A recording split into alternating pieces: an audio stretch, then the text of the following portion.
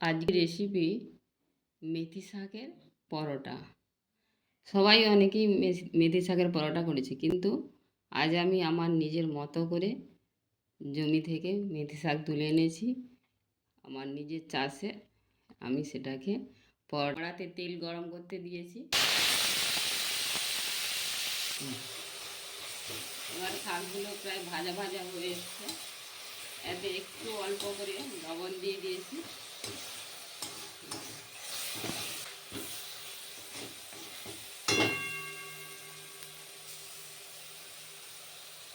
ময়দা নিয়ে নিয়েছি, তাতে স্বাদ মতো লবণ দিয়েছি আর একটু চিনি দিয়েছি।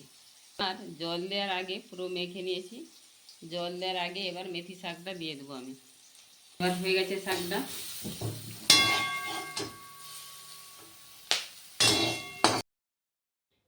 দেখুন মেথি শাকটা আমার মাখা হয়ে গেছে ময়দার সাথে। আমি লেচিগুলোকে সব গোল গোল করে নিয়েছি। এবার এগুলোকে পরোটার মতো বেলে নিচ্ছি কয়েকটা নিয়ে। দেখুন তেল গরম হয়েছে, এবার একটা দিয়ে দিয়েছি। প্রত্যেকটা পরোটা কীভাবে ফুলেছে দেখুন, এবার মজমজা হয়েছে, একদম কচুরির মতো হয়ে গেছে। আপনারা পারলে করে দেখবেন, খুব ভালো লাগবে, খেতেও খুব সুস্বাদু হয়েছে।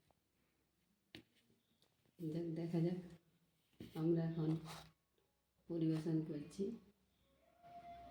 এর সাথে আপনারা পারলে আলু কষা করবেন। এখন